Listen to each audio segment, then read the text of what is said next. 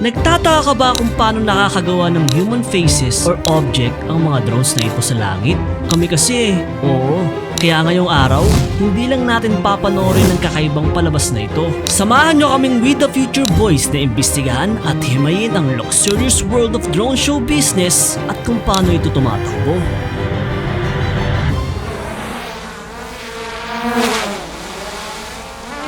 Okay, sa ating offline droners, goal lang naman natin ay makapasok sa isang luxury drone show hindi bilang isang guest, kundi bilang isang mga taong gusto talagang malaman kung anong nangyayari behind the scene.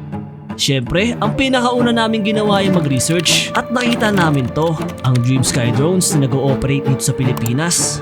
Ang maganda pa dito, merong kakilala si RS na nagtatrabaho sa Dream Sky, kaya mas lumaki yung chance namin para ma-pull off itong offline drone na ito. So sumagot na yung kakilala ko pre na part ng Dream Sky, sabi niya pwede na daw tayo tumawag at paalam kung ano daw yung pakay natin. Oh, sige, tara. Hello? Hello tol, nakita namin nung naghahanap kami ng mga drone supplier dito sa internet. Nakita namin yung Dream Sky tapos naalala ko part ka nga pala nun. Pwede ba kami sumama sa mangyayaring drone show event nyo? Sure. Parang you'd see the ins and outs. Oo, kung pwede po sana. Sure. No problem. So bali kailan nga po ito ulit yung event nyo? May parating ba kayo na event? Yes, meron. It's gonna be on July 12 sa SM by the Bay for New Era's 10th year anniversary. Oh. Pwede ba kami maging saling kit-kit? Sure. Hop in. Kailangan namin ng mga tao. Thank you po. Thank you tol, thank you. See you soon. Okay, thank you. Bye-bye. So okay na guys, pumayag na. Antayin na lang natin kung ano yung pwede pa namin gawin. Game. Game! Hey! Nandito na kami guys and we are very excited. Oo, sobrang excited na kami, lalo ako. Bilang isang nagpapalipad din ng drone, curious ako kung marami rin bang tao yung magpapalipad nun. After namin mag-check-in, naglapag lang kami ng gamit tapos lumabas na rin kami para mag-dinner dahil meron pa kaming imimit regarding sa mga mangyayari. Dito na tayo ngayon sa ating restaurant, Gilligan's bro. Pare, ano kami sa loob? Ano pare? Naantay natin yung mga people, usapin natin to. After namin mag-dinner, sabay-sabay na kaming lahat pumunta sa itaas ng MOA. First time ko to dito sa taas ng mga pre. Ito pala si Gail ng Dream Sky Drones. Nandito sila ngayon para mag-ocular visit at planuhin na rin yung mga mangyayari sa event. Sumama na rin kami para malaman talaga namin yung proseso ng pagsasagawa ng malaking event na kagaya nito. Ito yung nakakabapag before nung araw ng event. Kasi syempre, slight miscommunication, konting mali lang, pwede maging domino effect kasi yun, di ba? Kaya kailangan planuhin talaga. Usually pag may mga gantong events, go with the flow lang ako eh. Hindi ako nag-expect kung anong mga mangyayari. Lalo na sa mga makikita natin na tao. Sa pagkakalam ko ito yung initial launch dito sa Philippines. Saling ket-ket lang kami. Pinagbigyan lang nila kami yung imbestigahan kung ano yung meron kapag may drone show. You'd be able to see the batteries, you'd be able to see the drones. Just be very careful kasi medyo marami yun doon. So, I think you're just gonna stay there for an hour para magkuha lang ng footages, etc. So, you can ask him questions. It's Richard who can speak in English. Okay po. Alright guys, sumegway muna kami. Time check, it's 11 na, medyo late na rin. Pero bibisitahin namin yung warehouse dito nung charging hub ng mga drones. Tapos tingnan natin kung ano yung itsura kasi wala kaming idea eh. First time namin makakita ng mga ganyan. Ano lang to pre, sobrang exclusive. Tingnan natin kung anong mga meron sa taas. Guys, nandito na kami, boy. Oh shit, parang ano, bakit rin ng camera. Parang pang spy yun, pre. So over here we are charging. Let's see, the one charger can charge simultaneously 60 batteries. Only three of you? Yes, only 3 of us. And there are 2 pilots, I'm just a manager. Yeah. So they actually do all the work. They operate the whole drone show. Wow. You ship all of this China. from China to here. Oh, a sample of a Yeah, video. this is so this is the light. See, this is the battery, and it will fly in the sky, and there will be like a pixel in the sky. That's the idea. We have this time 700 drones. Maximally, it can reach 600 meters. But this time we probably only do like 300 meters. Because of the planes, right? Yeah, the plans. Yeah. This area is different. Yeah. We definitely follow all the regulations. Pag nakikita nyo guys sa show, ito yung lumiliwanag. These guys are programmed to fly, choreograph, Yeah, like dancing, right? exactly. That's the point. Yung mga white na boxes ay yung mga router nila kung saan kumukonek yung mga drones. At per router, kaya nitong mag-handle ng 100 drones. At kung curious kayo kung magkano ang isang drone show, hindi alam ni Sir Richard dahil supplier lang sila ng drones and equipments para sa Dream Sky. Pero yung equipments lang, ang 200 drones daw ay umaabot ng 7 million pesos at kasama na dun lahat-lahat. Including everything, including training, including software, everything you need. Definitely, it's very easy, right? Like one laptop and with those accessories controls all the drones, and we call it swarming technology. Swarming means like one computer controls like multiple drones. Technology, thanks. Kailangan lang isang tao, pre. Wow. We have like the safety measurements, like in the sky, every drone, the coaster distance is 1.5 meters. So actually the buffering distance is about like 10 centimeters. Another thing is that you really need to have good technology. So for technology company, they probably crash. But a good one, they don't crash. That's it. Yeah, after 20 minutes, it only left about like 30% of the battery. So for the safety reason, we don't use 100% of the battery for most issue unless it's necessary. Yes, after 20 minutes, it just return, and then we just recharge the battery. That's it. Actually, this has some limitation, right? If it's a very big wind, we cannot do. If the wind is 12 meters per second, it's okay for us. What's the largest scale of drones that you put up in the air in China? In your experience, 10K. 10K drones. 10K drone. Yung mga gantong mga drones din pala, pwedeng mag-integrate ng fireworks. So, panibagong entertainment na talaga, guys. Very innovative way talaga kung paano ma-entertain. Nagigik out si Shanner kasi siya yung pinaka-piloto namin sa lahat ng content na ginagawa namin. Lahat ng drone footage shots doon siya may gawa. Wow, it's very cool, Sir Richard. Maganda rin palang maging investment yung ganitong drone business, guys. Sabi ni Sir Richard na you can get your money back as early as 8 months kung marami kang magiging booking. That's some great insights from you. Thank you, Richard. Thank you very much. Thank you, sir. Papunta na kami guys ngayon sa simulation. 11 p.m. Suset up na sila, pare. Sabi mo ba na nandito ngayon nilalatag nila sa gitna ng fountain yung mga drones? Ganito pala yun. Oo, pre, parang one-man army si Sir Richard doon. Oo, pero kasama yung dalawa niyang tenyente. Excited ka na ba, pre? Oo, excited na. Anong ina-expect mo? Ini-expect ko na mabilis lang mangyayari to, pero mukhang matagal ng setup. So ngayon, pinakilala sa amin yung isa sa mga captain sa CAAP, yung agency na may mandate sa mga ganitong klase ng kaganapan, yung pagpapalipad ng sa airspace. Sila yung nagmo-monitor at nagre-regulate nito. Supposedly po, kahapon po dapat yung isa sa mga pagpapalipad. Ano po yung yung parang naging udlot? According to this kasi, more or less kasi ang problem dito is weather. We are using drones, then drones cannot handle talaga yung mga winds, ganyan. Kasi kahapon is medyo masama yung weather for a demo eh. Yes. Kaya it's better to reschedule it for this day. At least medyo clear naman sa nakikita natin. And then, mas makikita natin talaga yung perfect display of the drone show. Para malaman natin kung gagana ba talaga itong mga programs nila. Oo, kasi we're relying on equipment eh. Mga electronic kasi hina-handle natin, kaya pag nabasa or matumba or what, medyo syempre magkakaproblema tayo. Dito po sa area na to, di ba po malapit lang rito sa airport? Ano po yung mga kinonsider nyo rin before approving this kind of activity? So they given the requirements, and CAP naman is evaluated the area, and binigyan din nila tayo ng teams kayo ng mga coordinates kung saan talaga sila mag-conduct ng demo. Parang And pilot then, oo. Tapos ang ginagawa niya din is sini-evaluate nila yung area kung safe, kung wala approach ng mga aircraft, wala ka-interfere, and that will be the consideration na tinitignan ng CAP para mabigyan sila ng permit na pinasa. or the special permit. Bukod din pala sa CAAP, kinailangan din nila ng permit mula sa municipality ng Pasay.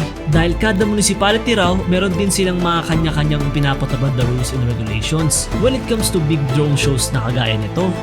Thank you, sir. Thank you po. Thank you po. Thank you. Mga reporter dito. Ilang drones po yung paliliparin po natin? Ito para sa civilization, 100 drones lang papaliparin. Pero yung buong program gagawin niya. Ipapakita na, itetest na. I-outline na niya lahat ng image na ipapakita dun sa drone. So, buong 15 minutes. I-interview na natin ngayon yung isa sa mga co-founder ng Dream Sky Drones kung ano yung naging preparation nila, ano yung mga kinailangan nilang gawin para masaksihan namin kung ano yung nasaksihan namin. So kasama natin si... Hello, I'm Gail Oblea. Yan. Then paano po yung naging proseso nyo? Sino yung nagde-decide kung ano yung klase yung ipa-perform ng mga drones? Syempre, a decision would always be from the client. So it's an idea from the client. That's always the very first phase. We sit down with the client, we align with the goal of the event, right? Is this for an anniversary? And for this particular event, it's New Era, which is like the biggest apparel brand in the world, right? Just celebrated their 10th anniversary in the Philippines. To celebrate that so that people would appreciate and to say thank you to the Filipinos for supporting the brand. Ayun, nagpa-drone show sila. Tapos paano yung naging proseso nyo? Gaano katagal yung process? 2 months ang preparation for everything before you could actually facilitate a show.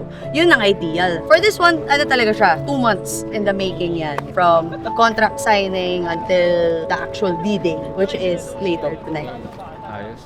Yung mga gantong klase na show, how much yung pricing niya? It's always how many drones would you need for the animation or for the images that you need, no? Kami, we do not facilitate anything below 300 because we really want to keep our name as the biggest provider and to really provide you world-class drone shows. To give you a ballpark figure for 300 drones, that would entail for everything, no? Basically, as a client, you're just gonna sit down, relax, just tell us what do you have in mind and then we'll make it happen. And then right after that, we give you 2 after movies for extra promotion. That is 3.5 million. Wow! Kita nyo na guys, 3.5M. Wow. A minimum of 300. Salamat sa Dream Sky for giving us the opportunity to cover. Wala pang buong image na nabubuo sa 100 drones dito sa test flight na ginagawa nila. Pero grabe yung excitement na nararamdaman namin makita lang ng ganito karaming drones na nagla-launch.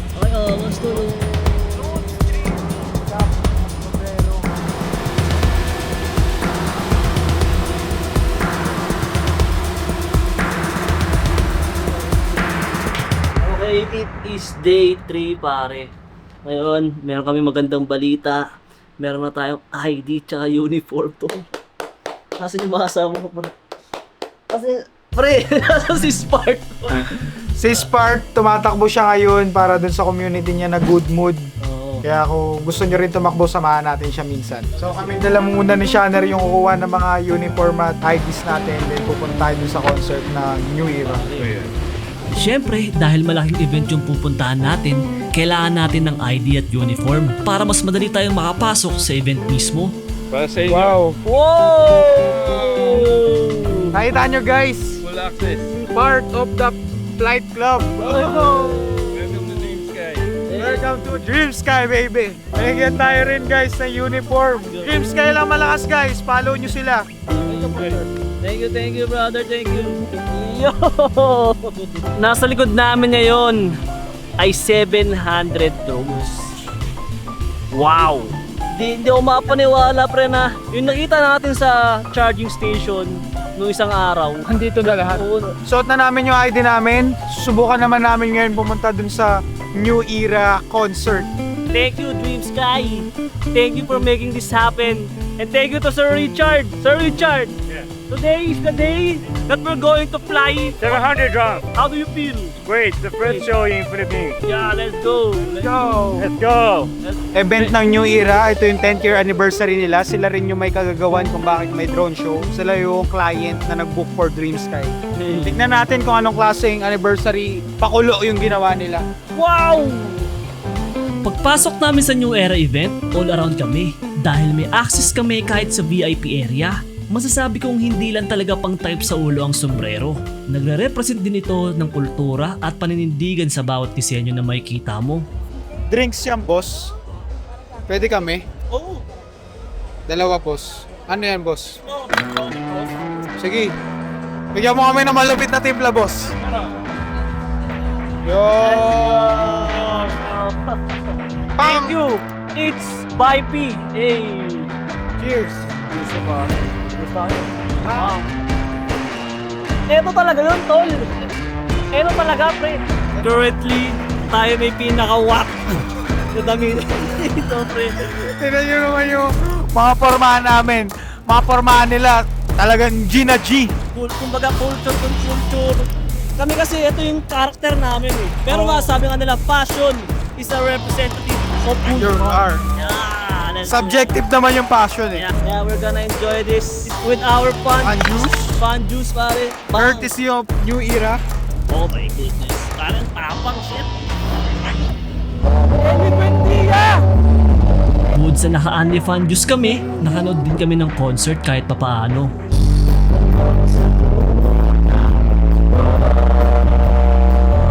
Bastard mo aking mata. Gusto mo ba? Sumama. Grabe, bro. Grabe naman ang kapangyarihan ng pass na to, pare. Dream Sky, salamat. Dream Sky. Thank you sa pagpapa-experience ng isang solid na event mula sa New Era. Yes, sir. Saan na tayo papunta ngayon? Biglang naalala namin na malapit na mag alas 8. Lumabas na kami at pumunta sa mismong ground zero. May unang palipad daw na mangyayari doon. Yes, Diyan sir. natin, pare. Medyo malakas yung hangin, tol. Parang natatakot ako kasi medyo kumukulimlim na, pre. Sana hindi umulan kasi ayaw natin masayang yung ilang buwan na preparation. Oh my goodness. 7:33 na guys, meron dalawang show na mangyayari, isang by 8 PM and then 11:30. Naantay lang namin yung unang show. Kung makikita nyo, sobrang daming tao dito. Meron sa likod, meron sa bawat sulok ng SM by the Bay. Excited na kami. Ano ang ina-expect mo, pre? Since eto, sobrang dami na netong drones, pre. Kasi kahapon outline lang nakita namin ngayon. Makikita namin yung buong animation, buong Storytelling ng New Era, no? oo, pare. So, ngayon, waiting na kami dito. Malapit na. Wala. 8:27. At pare, right now, Nahirapan sila kasi merong signal jammer na nangyayari. Hindi makalipad ng maayos yung mga drone. Nagloloko siya. Ngayon tinatry din namin i-figure out kung saan. Ang dami ng tao dito eh. Possible na inala nila, posible daw na competitor yung gumagawa nun. Sobrang ano rin kasi public event eh, kaya hindi malabo. kung nanonood ka man, Signal Jammer, I wanna say, Konting ano naman no, awa na lang oh. Hindi ka ba masaya sa bahay mo? Hindi ka ba love ng mama mo? Hindi ka ba love ng papa mo? Ano ka ba? Maraming tao yung nag-aabang na gusto to ma-experience. Talaga, iba talaga. Ang loob mo naman. Hindi talaga love ng magulang, nagpapapansin sa ibang tao, no? Sim. Kung malungkot ang buhay mo, pare, huwag mo naman damay ng iba. Kaya mo naman kami sumaya. Alright guys, so it is 8:41. 8:41 na, pare, at pare medyo problema na to. Kahit kami nasaling kit-kit lang sa event, napo-frustrate kami dahil sa signal jammer. Problema na sila. Dahil lang sa Signal Jammer, what the heck, man? So, yung mga tao dito, yung mga staff, yung mga tao, kukuha nila yung batteries para ma-save yung energy, pare. Tumulong na rin kami ni Ares sa pagtatanggal ng battery kasi sobrang dami ng drones na to para makausad na rin yung event kung sakasakali. Pagkatapos na ilang oras ng pagkakalibrate at nahanap ng way kung paano malalabanan yung signal jammer, ginawa na ng paraan nila Sir Richard para makalipad. At saktong pagkadating ni Spark, nag-go signal na sila.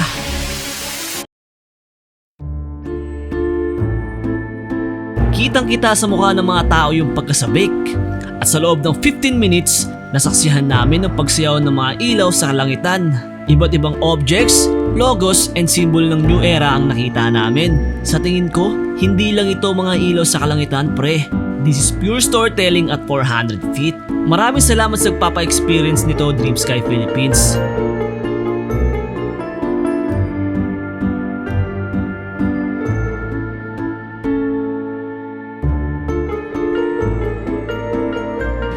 Kakatapos lang ng event. Shit.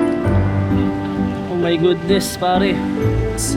Sa kabila ng pagkamangha namin sa liwanag na dulot ng mga drones, kakipat din ito ang kaba at takot kung paano pwede din itong magamit bilang instrumento ng pagwasak. Bago pa man sila gumuhit ng puso sa langit, mga target mark muna ang pinipinta nila. Drone tech was born in war, designed to spy, to strike, to silence. Ngayon, kayang gawin ng isang drone ang dati kailangan ng buong tao at opisina. Subaybayan ka, sundan ka. At habang tumitigil ang mundo para panoorin ng palabas, may ibang nananalo. Isa itong patunay na pati kasaysayan pwedeng i-program. Isang maling coordinate, isang palpak sa code, at pwedeng ang liwanag na bumibighani sa atin ay siya ring maging sanhi ng takot. This is the price of precision. Technology that once amazed, now watches. Dahil sa huli, pansinin mong mabuti. Ang parehong teknolohiya na nagpapahanga sa atin ay pwede ring gamitin para bantayan tayo. For entertainment, for efficiency, or for control. We are with the future. And this is your behind the scenes pass to what's coming.